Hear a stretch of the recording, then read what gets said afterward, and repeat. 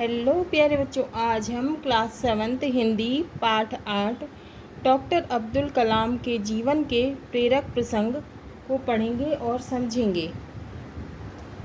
जीवनी का सारांश है डॉक्टर अब्दुल कलाम के जीवन के प्रेरक प्रसंग नामक पाठ में हमारे राष्ट्रपति एवं भारत के महान वैज्ञानिक डॉक्टर अब्दुल कलाम के जीवन के कतिपय प्रेरक प्रसंगों का परिचय कराया गया है।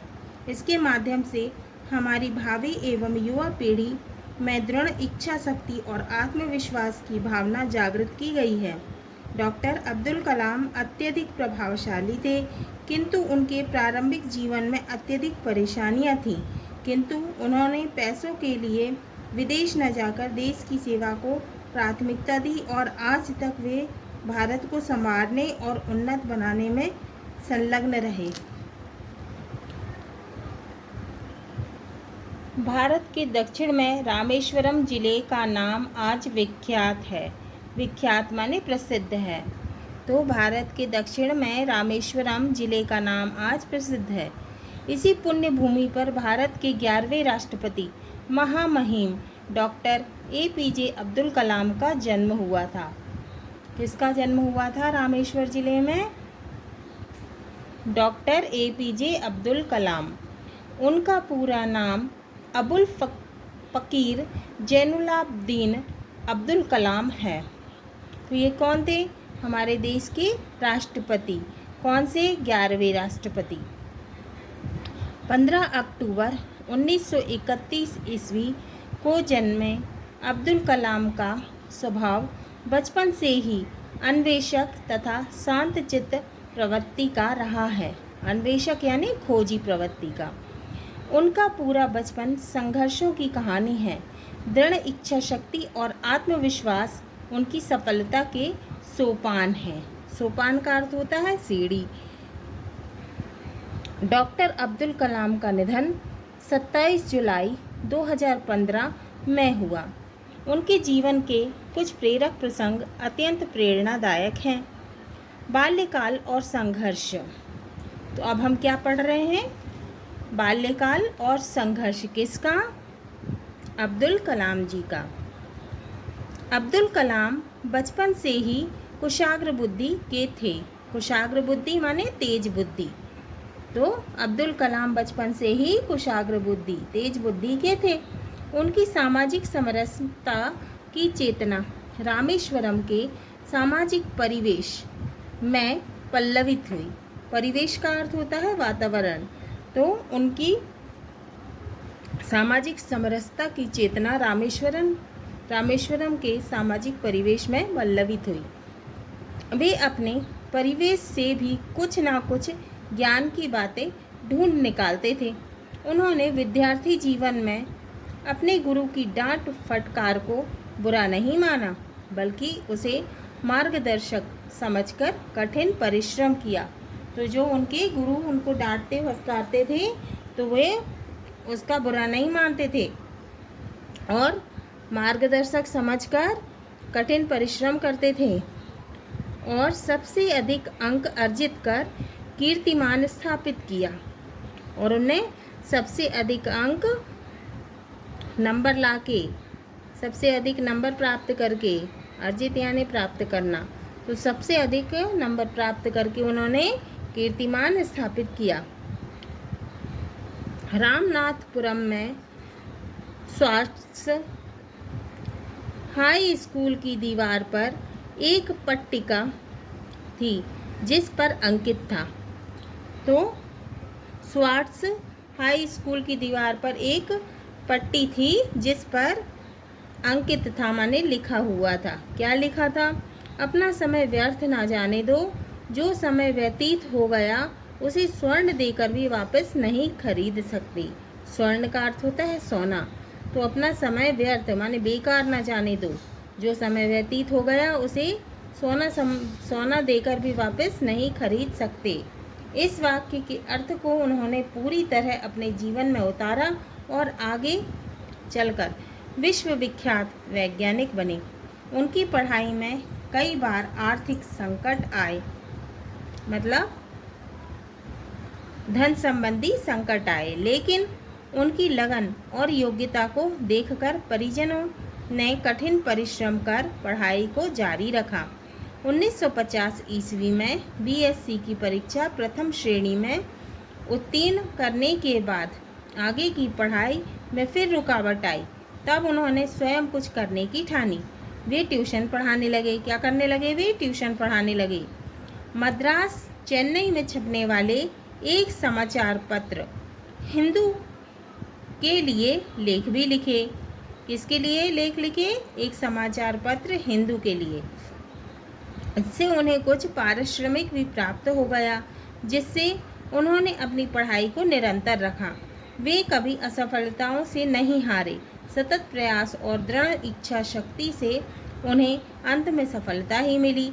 उन्होंने 250 रुपये प्रति माह के वेतन पर वरिष्ठ सहायक वैज्ञानिक के रूप में पहली नौकरी प्रारंभ की। तो प्रति माह माने हर महीने। मिसाइल मैन की आधारशिला।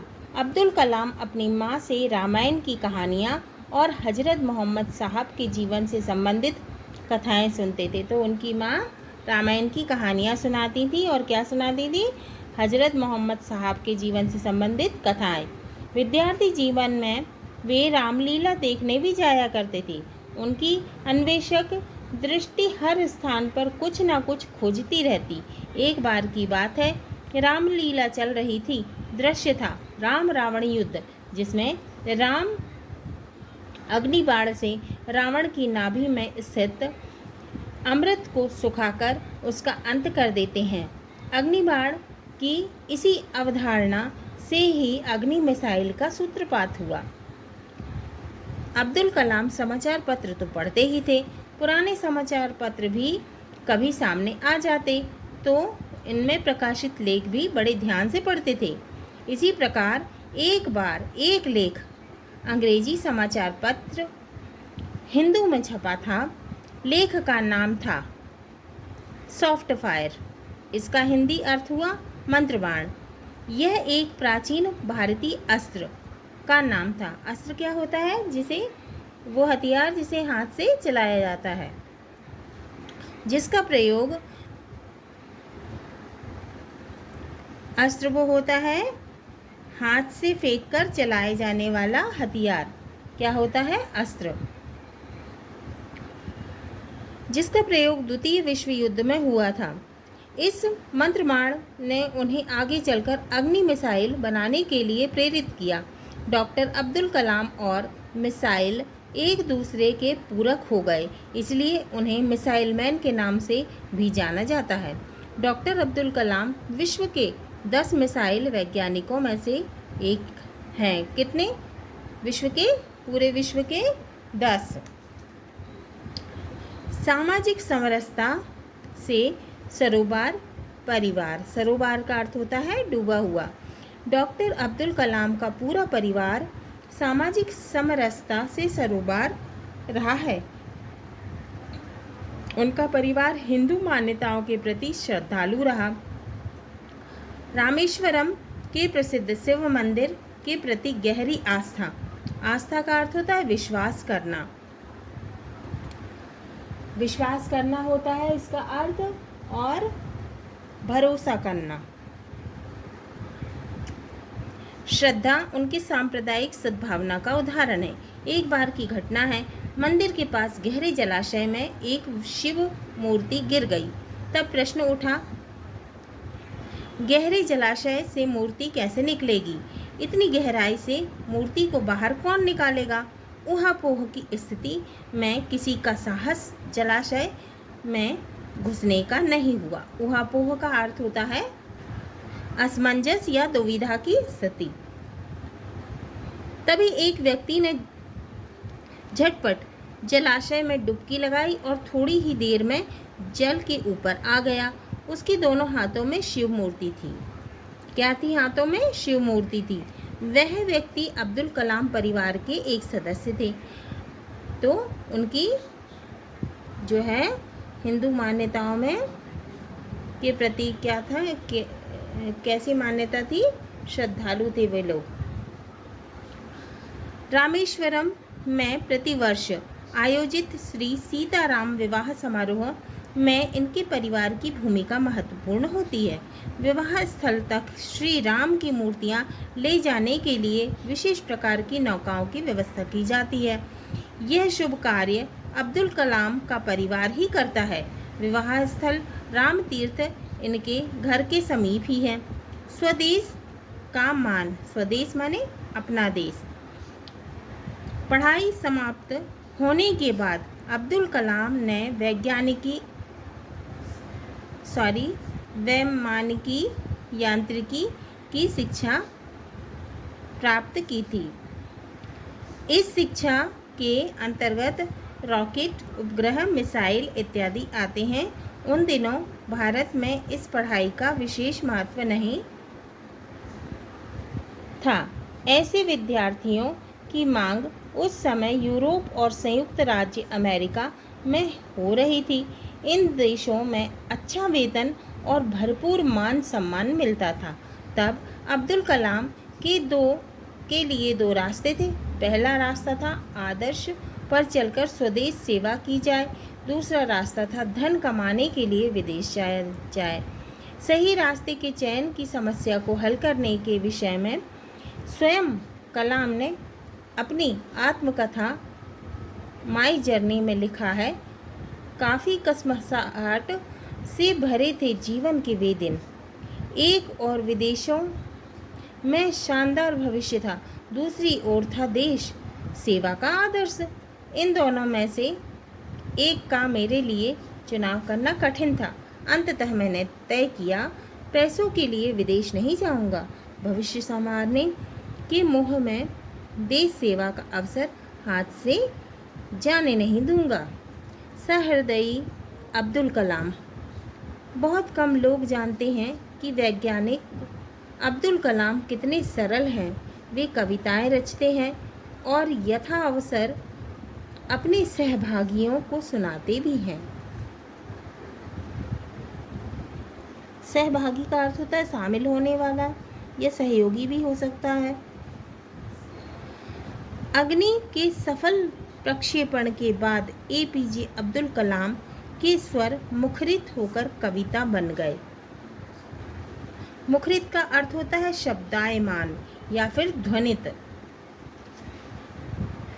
मत तलाश करो अग्नि में शत्रु को भयाक्रांत करना, शक्ति का प्राची कोई यह तो है एक अग्नि, हृदय में धधकती हर भारतवासी के, सभ्यता उद्गामिनी सी भारत की गरिमा की संबंध, आभा से कांतिमान एक लघु प्रतिमा यह है। यह प्रतिमा माने मूर्ति, लघु माने छोटी, कांतिमान का अर्थ होता है चमकदार। इस प्रकार उन्होंने कई प्रसंगों में उद्दीप्त होकर कविताएं रची जो उनकी रचना धर्मिता का प्रतीक है। वे अपने वैज्ञानिक जीवन में कल्पनाओं और योजनाओं पर 18 घंटे काम करते थे। प्रतिदिन की यही दिनचर्या थी। फुर्सत के क्षणों में वे रुद्र वीणा बजाते हैं। कभी वे शास्त्रीय संगीत के सुरों में डूब जाते हैं। बच्चों के मित्र। डॉक्टर अब्दुल कलाम को बच्चों के साथ बात करने में आनंद आता है। उनके अनुसार बच्चों में ही संपूर्ण राष्ट्र का विकास छिपा होता है। उनसे मित्र की तरह बात करने से वे सीखते हैं। वे जहाँ जहाँ भी जाते हैं, विद्यालय के बच्चों के बीच जाकर उनसे बातें अवश्य करते हैं। डॉक्टर अब्दुल कलाम गुरु शिष्य परंपरा के समर्थक हैं। उनके विद्यार्थी जीवन में सफलताओं के लिए कई शिक्षकों का योगदान रहा। उनके आदर्श शिक्षक अय्यादुरै सोलोमन के 3 प्रमुख बिंदुओं इच्छा, आस्था और आशा को अब्दुल कलाम ने पूरी निष्ठा से अपनाया। डॉक्टर कलाम के अन्य प्रेरक विचार। पहला है, विज्ञान वैदिक साहित्य की तरह है, सरस और संवेदनशील। दूसरा, मुझे भारतीय होने का गर्व है, यह एक महान देश है। तीसरा, हमारे युवकों को सपने देखने ही चाहिए, सपनों को विचारों में बदलना चाहिए, विचारों को क्रिया के जरिए वास्तविकता में बदलना चाहिए। चौथा, वह काम करो जिसमें तुम्हारी आस्था हो, यदि ऐसा नहीं करते हो तो तुम अपनी किस्मत दूसरों के हवाले कर रहे हो।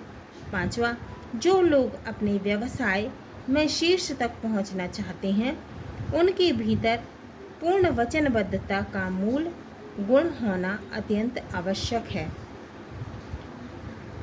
हाँ तो प्यारे बच्चों, आज हमारा ये पाठ 8 डॉक्टर अब्दुल कलाम के जीवन के प्रेरक प्रसंग पूर्ण हुआ। अगले वीडियो में हम इसके प्रश्नों के उत्तर को हल करेंगे।